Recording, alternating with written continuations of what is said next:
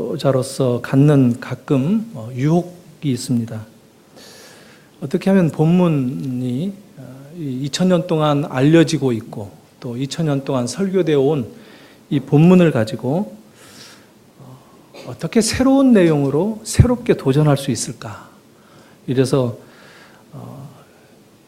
남들이 말하지 않은 것들을 좀 찾아서 얘기하고자 하는 그런 유혹들이 있는 것을 저도 느낍니다.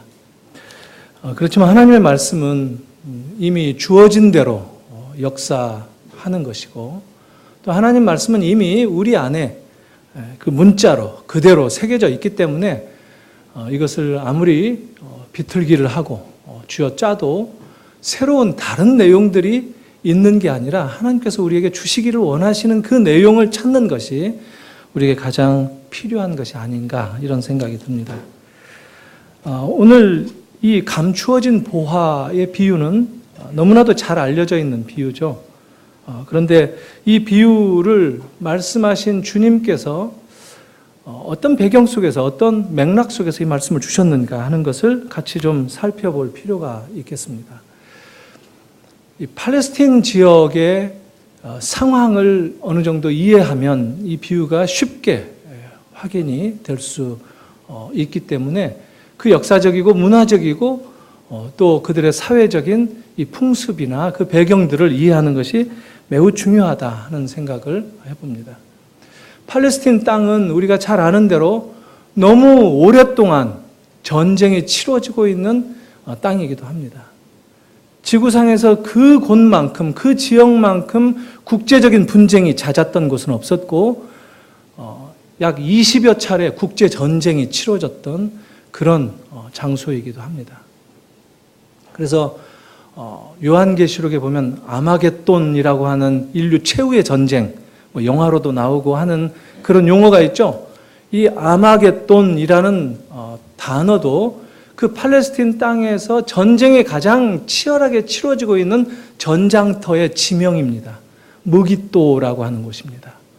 무깃도는 이스라엘 평원이라고 해서 갈릴리 남쪽 또 사마리아 북쪽에 위치한 아주 이렇게 평야지대로 우리나라에도 평야가 많이 있으니까 거기에 비하면 좀 작은 평원이지만 그래도 팔레스틴 지역에서는 가장 비옥한 농사도 짓고 할 수 있는 평원입니다. 언덕도 있고요. 근데 그곳에서 항상 전쟁이 치러지는 배경은 그것이 바로 동서남북을 연결해주는 교통의 요충지일 뿐만 아니라 군사적인 아주 중요한 기지 역할을 하는 지역입니다. 그래서 이 아군에게는 방어선이 되는 지역이고 적군에게는 교두보를 확보하는 그런 역할을 하는 그 지역이 무깃도라고 하는 것입니다. 그래서 그 무깃도에 산을 붙여서 무깃도 산, 이렇게 되면 산이 히브리 말로 하르입니다. 그래서 무깃도 이렇게 붙이니까 헬라 말로 아마겟돈 이런 말이 주어졌습니다. 그래서 아마 요한이 환상으로 그 무깃도에서 벌어지고 있었던 그 전쟁, 이제까지 그곳에서 많은 전쟁이 치러졌었죠.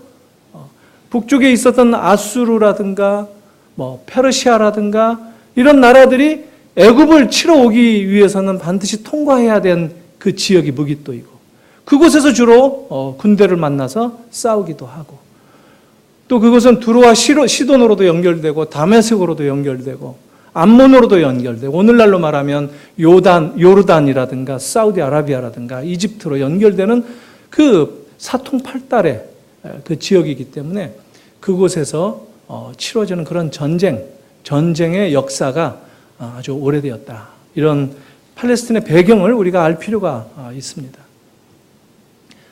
팔레스틴에서는 돈을 보존하는 가장 우선적인 곳은 땅이다. 이런 얘기가 있을 정도입니다.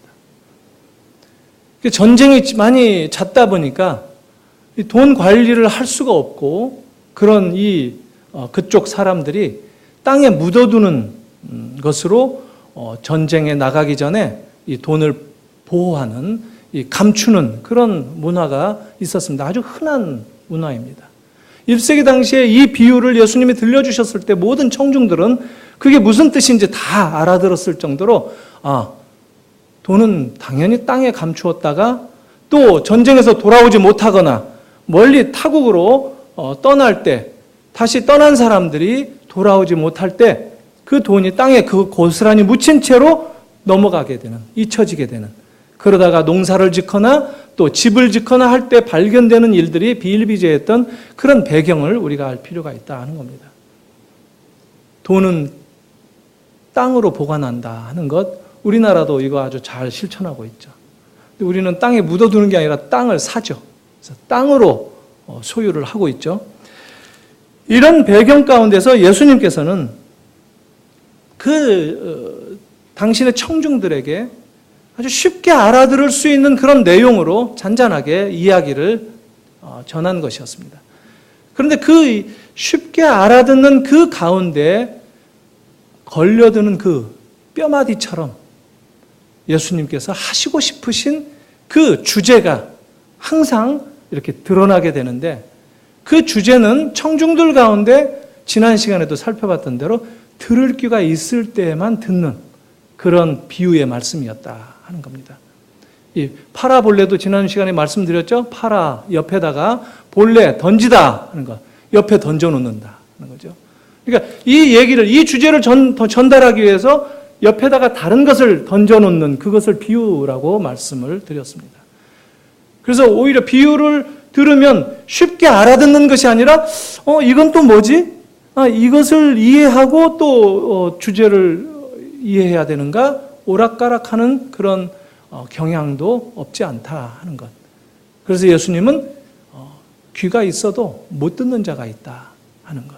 저는 오늘 이 말씀을 통해서 저와 여러분들이 주님께서 전달하시기를 원하셨던 그 주제가 우리 모든 사람들의 귀가 활짝 열리고 우리 모든 사람들의 마음이 활짝 열려서 주님, 네, 그렇습니다. 그 말씀 붙잡겠습니다 하는 그런 역사가 이 예배 가운데 일어나기를 바랍니다. 우리 주님께서 이 숨겨졌던 보화가 찾게 되어지는 그 이야기를 통해서 사람들에게 전하고자 하시는 것은 바로 하나님의 나라였습니다. 하나님의 나라가 이와 같다 하는 것입니다. 감추어졌다가 발견되어지는데 그 발견한 품꾼이 하는 행동들에 따라서 하나님의 나라는 우리에게도 그렇게 다가온다는 것이죠. 그래서 품꾼을 옆에 던져놓듯이 예수님은 이야기를 전하십니다. 이 품꾼에 비교해서 여러분들은 어떤가 하는 것, 이게 주님의 음성이라는 것입니다. 주인공은 하루하루 남의 집 밭을 일구고 품삯을 밟는 품꾼으로 등장을 하고 있습니다. 그렇게 여유가 많은 사람은 아니었던 모양인데, 또 오늘 이 이야기 속에 짧은 한 절 읽었지만 한 절 속에 할 얘기는 다 하셨습니다.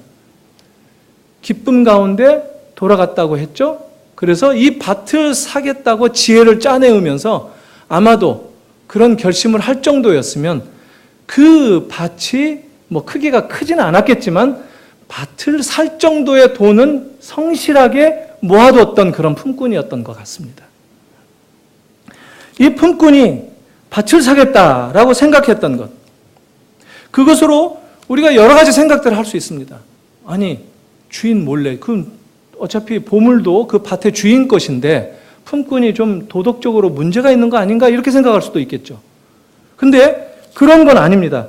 주인이 아무 이의 없이 밭을 파는 걸로 미루어서 보물을 묻어둔 사람은 아닐 것입니다. 그리고 보물이 있다는 것도 몰랐던 것 같습니다. 그렇지만 이 주인공이 밭을 사겠다라고 생각을 한 겁니다. 실제로 이게 도덕적인 문제에 저촉되는 일이 아닌 것은 탈무드에도, 유대 탈무드에도 이런 얘기가 나옵니다. 보물을 주운 사람은 바로 보물의 임자다, 이런 이야기가 들려질 만큼 오늘날하고는 좀 다르죠. 오늘날 길에서 뭐 이렇게 주면 이게 어떻게 되죠? 신고해야 되죠. 갖다 줘야 되죠. 우리나라의 이 형법은 굉장히 엄격해요. 심지어 주인이 없는, 그 주인이 죽어 있는 것을 확인해서도 그것을 가지면 안 됩니다. 점유 이탈물 횡령죄 이런 식으로 다 걸어지게 되어 있습니다. 신고해야 됩니다. 그렇지만 팔레스타인 그때 당시 사회에서는 죽은 사람이 임자예요. 가지는 거예요. 그래서 굉장히 지혜롭게 얘기하는데, 예수님의 비유를 보면 실제로 주인공이 꼭 착한 사람만 등장하는 것은 아니에요. 불의한 청지기 이야기도 있는데, 그 주인공은 아예 불의한 주인공이다라고 예수님이 소개하기까지 합니다. 그리고 오늘 이 이야기에 좀 우리들의 생각을 뛰어넘는 이야기 구성이, 그 특징이 무엇이냐면, 보통 보물 찾는 이야기들, 보물섬이라든가 이런 이야기들은 보물을 어떻게 해서 어려움을 통과해서 지혜를 짜모으고 계획을 세워서 보물을 잘 찾으면 부자가 된다 하는 이야기로 주제를 다루는 것이 보통 흐름입니다. 그런데 예수님의 오늘 이 비유에서의 초점은 보물의 가치를 알게 된 품꾼이 밭을 산다는 데 있습니다. 아주 독특한 진행을 보이고 있다 하는 겁니다. 그리고 마지막 부분, 이 44절의 마지막 부분, 자기 소유를 다 팔아서 샀다 하는 것. 이것은 굉장히 아주 스트라이킹합니다. 깜짝 놀랄 만한 그런 이야기로 끝맺음을 맺는다 하는 겁니다. 비유가 말하는 바는 품꾼이 재산을 다 팔아도 보물을 살 수는 없다 하는 겁니다.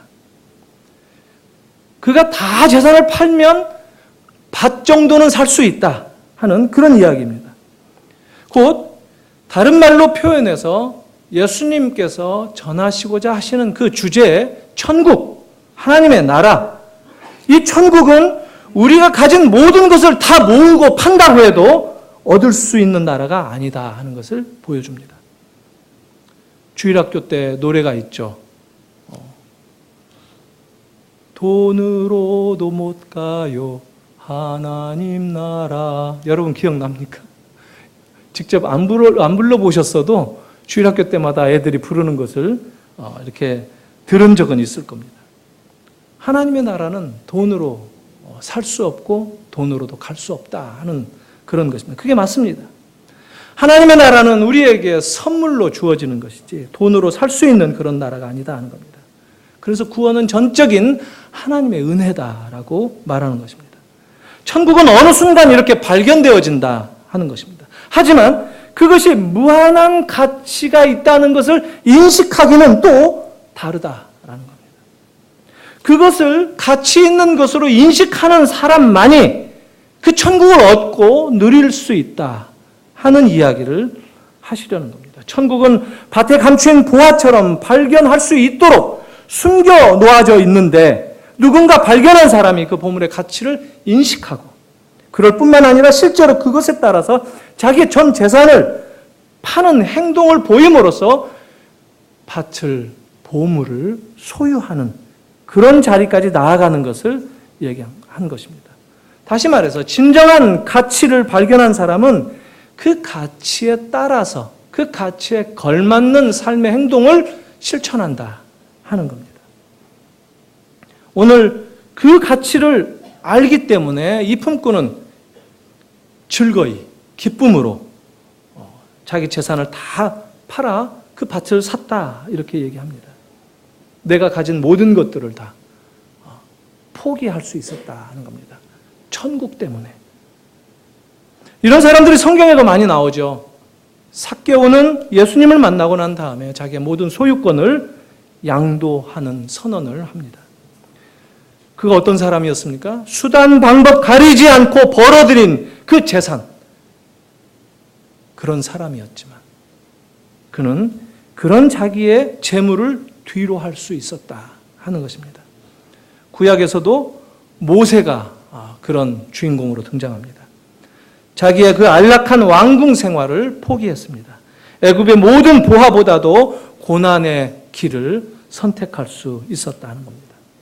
신약의 또 바울도 그렇죠. 그가 이제까지 소중하다고 가치 있다고 여겼던, 이제까지 쌓아왔던 그 모든 것들을 오히려 해로 여겼다.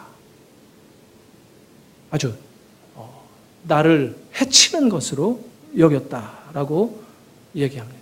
그런 이유가 무엇이냐 하면 주 예수 그리스도를 아는 그 지식의 고상함을 알았기 때문에 자기가 이제까지 쌓아왔던 그 모든 것들, 지식이나 가문이나 그런 보화들, 배설물로 여겼다라고 얘기합니다. 예수라고 하는 그 보화 앞에 내가 쥐고 있는 것들은 지극히 작은 것이다 하는 것입니다. 그 가치를 모르기 때문에 내가 가진 것이 더 커 보이는 그런 삶을 여전히 고집할 수도 있다는 것을 예수님이 이 이야기를 통해서 이렇게 거울에 비춰보고자 하셨던 것입니다. 예수라는 보화 앞에 서면 내가 가치 있다고 여기던 모든 것들을 상대적으로 아주 비교했을 때 초라한 것으로 여길 수 있다 하는 겁니다. 보화를 발견했던 이 품꾼은 기쁨으로 돌아갔다고 합니다. 우리 같으면 긴장되고 노심초사 그 밭을, 그 보물을 내 소유로 완전히 삼기까지는 불안할 텐데 발 뻗고 잠도 못 잘 텐데 이 사람은 기쁨으로 돌아갔다고 합니다. 왜 그랬을까? 제가 이유를 한번 찾아보면서 성경을 한번 쭉 면밀히 조사도 해봤습니다. 오늘 이 본문에서 감추인 보화라고 한 말이 있는데 여기서 감추인이라는 동사, 감추어졌다라는 이 동사인데 이 시제가 이거 헬라어 신약 성경에서 자주 나오는 그런 시제, 그래서 용어도 그렇게 불리는데 신적 수동태다라고 불리는 시제가 사용되었습니다. 그러니까 완료형, 과거 완료형인데 이것을 신적 수동형이다라고 얘기합니다. 왜냐하면 그 결과를 이미 확정 짓고 기다리고 있는 그런 과거형, 완료형, 이것을 신적인 수동태 이렇게 얘기를 합니다. 다시 말해서 이 품꾼은 그 결과를 알고 있었다는 것입니다. 이 감춰진 보화는 왜 감춰놨으며 누가 감춰놨으며 이 감춰진 보화의 소유자가 누가 될 것인지를 확신했다는 것입니다. 감추인 보화는 하나님께서 어떤 계획을 세우시고 어떤 목적을 가지시고 그 보물을 감추셨다 하는 뜻입니다. 품꾼은 바로 그것을 알았기 때문에 기뻐하면서 집에 갈 수 있었습니다. 그건 누가 가져갈 수 있는 게 아닙니다. 땅 주인도 소용이 없어요. 나를 위해서 감춰놨다는 것을 이 품꾼이 분명히 확신하고 있었다는 것이에요. 그리고 자기가 발견했다 하는 것을 알고 있었기 때문에 노심초사할 이유가 없었다 하는 것입니다. 어떤 사람은 보물만 사지 왜 밭까지 사는가? 그냥 보물만 쏙 빼서 사면 되지 않을까? 근데 보물은 사기에 너무 비쌉니다. 자기의 모든 소유를 다 팔아서 겨우 밭을 살 정도 밖에 되지 않는다는 겁니다. 더구나 이 말은 우리에게 또 다른 교훈을 줍니다. 밭을 사라 하는 것. 밭 속에 보화가 있다 하는 것. 일상에 땀을 흘리면서 얻은 재화, 그 돈으로 밭을 사도록 하라. 보물만 살려고 허파에 바람 들어가지 말고 평범한 일상의 밭을 일구면서 살기 위해서 밭을 사라 하는 겁니다. 우리의 밭은 어디입니까? 저와 여러분들의 밭은 어디입니까? 교회 아니겠습니까? 교회. 이 교회를 섬기는 것. 우리 교회도 밭이 있어요. 강화에 김장 배추 심은 밭이 있습니다. 여러분들 뭐 한 번씩 이렇게 김매로 가시고요. 이렇게 소풍 가시듯이 누구든지 가시는 것을 아주 환영합니다. 밭을 사라 하는 그 말씀입니다. 주님은 우리에게 많은 이와 비슷한 가르침을 주신 적이 있습니다. 우리에게 보물에 관한 가르침을 많이 주셨는데 너희 마음이 있는 곳에 보물이 있다 이렇게 말씀하셨습니다. 또 우리에게 산상수훈의 말씀인데 두 주인을 섬길 수 없다. 두 마음을 품을 수 없다. 이렇게 가르침도 주셨습니다. 이런 말씀을 이렇게 오늘 이 감추인 보화의 비유와 연결시켜서 하나님의 우리를 향하신 이 요구 내용이 무엇인가 하는 것을 살펴보면 주님은 우리의 마음의 일부를, 우리의 마음 조금 헌신하는 것을 원하시지 않는다는 거예요. 주님은 우리의 마음 전부를 원하신다는 겁니다. 저와 여러분들의 삶 전체를 주님은 받고자 하신다는 거예요. 우리 마음이 이쪽 저쪽으로 갈라질 때가 많이 있죠. 이것에 마음이 빼앗기고 또 저것에 마음이 빼앗기고, 우리가 하나님 앞에서도 그럴 때가 많이 있는 것을 종종 경험합니다. 그리고 또 우리의 마음과 또 우리의 성품, 우리의 인격과 또 우리의 재물을 하나님 앞에서 놓고 얘기할 때 이런 얘기를 할 때가 많이 있습니다. 뭐 한 번씩 다 하셨을 거예요. 저도 뭐 그랬으니까요. 하나님, 제가 가진 전부를 요구하시는 것은 너무 심하신 것 같은데요. 주님, 제가 이렇게 하라 해서 이게 하나님이 원하시고 기뻐하시는 일이다 해서 제가 참 많이 애를 쓰고 해서 지금의 성품까지, 지금의 이 인격까지 이렇게 노력해서 주님 따르겠다, 주님 말씀 따르겠다 해서 변화해온 것 아닙니까? 근데 아니, 마지막 제가 이거 하나 붙들고 있는데 이 마지막 남은 이 자존심, 이거를 내놓으라고 건드리십니까? 이거는 줄 수 없습니다. 이거 제가 붙드는 거 놓으면 제가 무너집니다. 이럴 때가 많이 있어요. 주님은 그거 내려놓으라는 거예요. 그것도 주님께 드리라는 거예요. 그 성품도 바꾸라는 거예요. 그것까지도 주님은 요구하신다는 거예요. 하나님은 우리를 사랑하셔서 그렇다 얘기합니다. 우리가 가진 모든 것들을 주님께 드린다면 우리 하나님께서는 당신이 가지고 있는 모든 것을 우리에게 주신다는 거예요. 어떤 게 더 가치가 있겠다라고 생각합니까? 오늘 말씀은 바로 그것입니다. 제 삶을 도대체 어디까지 바꾸려고 하십니까? 제 인격을 도대체 어디까지, 어느 수준까지 담금질을 하시려고 이런 일을 겪게 하십니까? 할 때가 많이 있어요. 그래서 가끔 더 요구하시면 까칠해질 수도 있습니다 하고 하나님을 협박할 때도 있습니다. 귀엽죠? 하나님이 사랑하셔서 그렇습니다. 하나님이 우리를 원하셔서 그렇습니다. 내가 너와 함께 하겠다, 내가 너를 지키리라, 이게 하나님의 우리를 향하신 약속입니다. 하나님은 우리에게 모든 것을 요구하십니다. 이것은 우리에게 희생하라, 포기하라, 이런 얘기가 아닙니다. 더 가치 있는 것, 더 값 나가는 것들, 이것을 위해서 덜 가치 있는 것을 내려놓는 것, 포기하는 것, 그걸 어떻게 희생이라고 얘기할 수 있습니까? 어떻게 포기하는 것이라고 얘기할 수 있습니까? 그것은 어리석고 바보 같은 짓이 아닙니다. 그래서 오늘 이 품꾼처럼 기뻐하며 돌아가서 자기 가진 모든 것을 팔아서 밭을 샀다, 내어놓았다. 기쁨의 희생, 기쁨의 희생이라고 얘기할 수는 있겠습니다. 많은 사람들이 하나님께서 계획하신 삶의 가치를 모르면서 또 인정하지 않으려고 하면서 삽니다.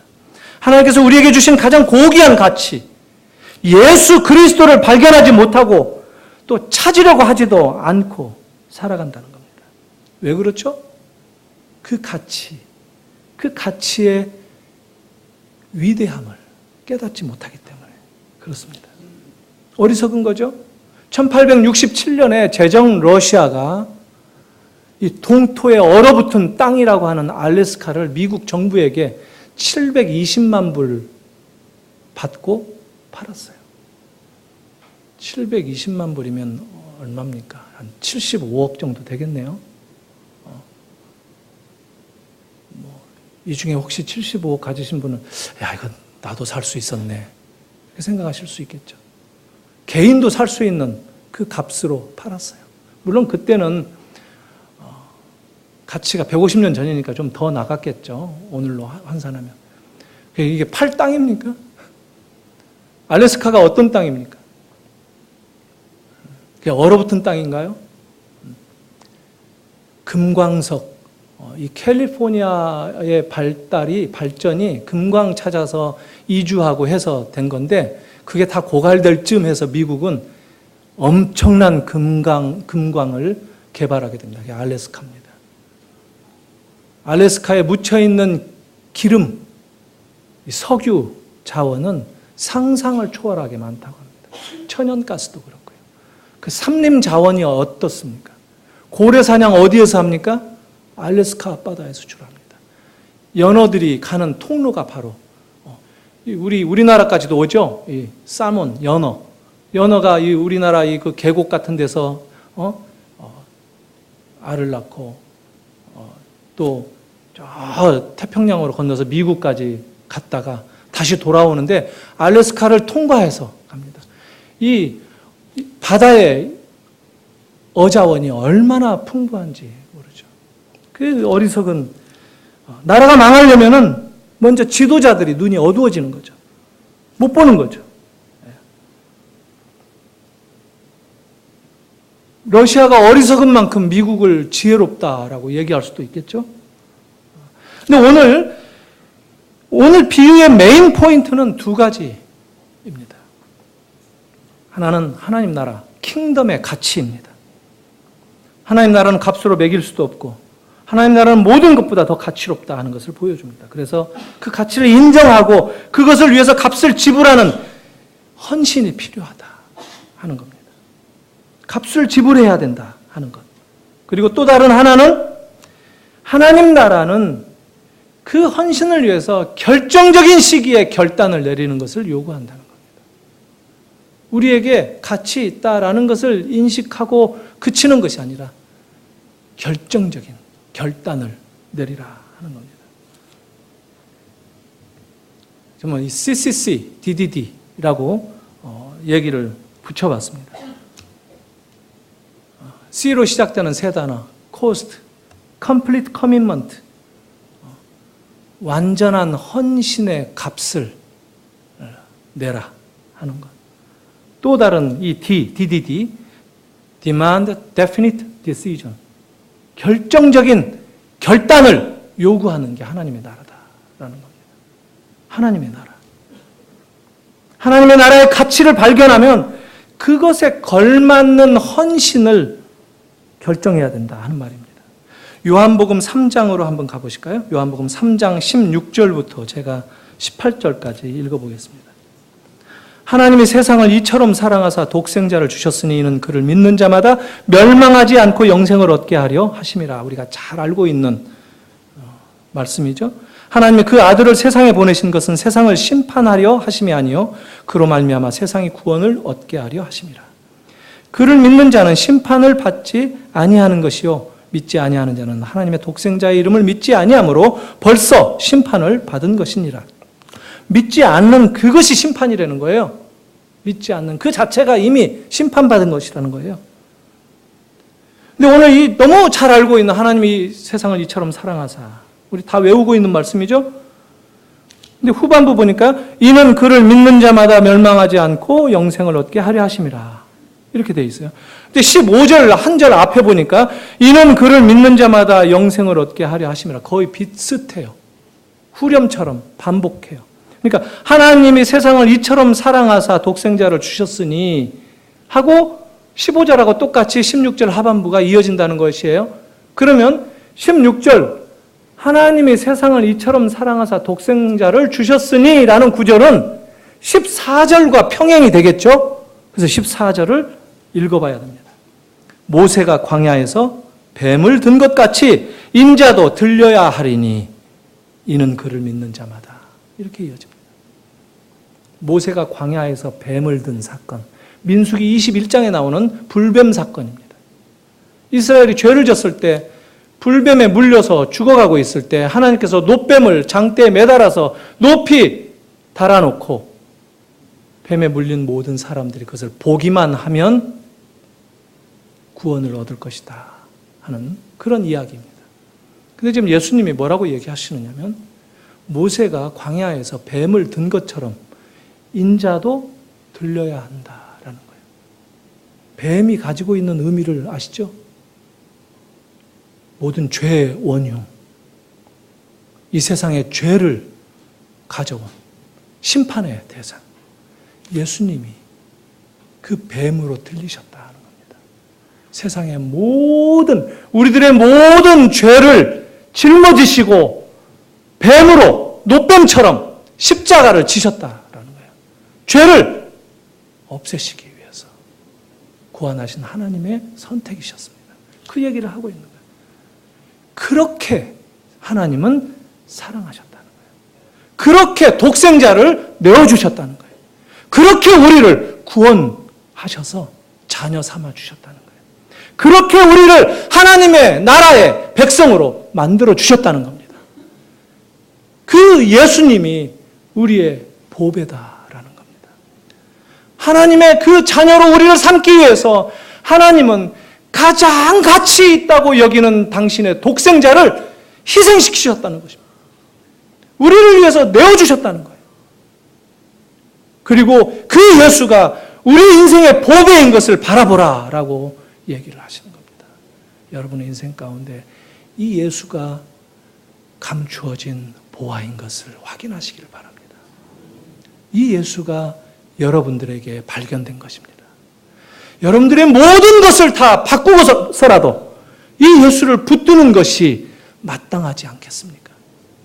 오늘 주님께서 바로 이 말씀을 우리에게 주시는 겁니다.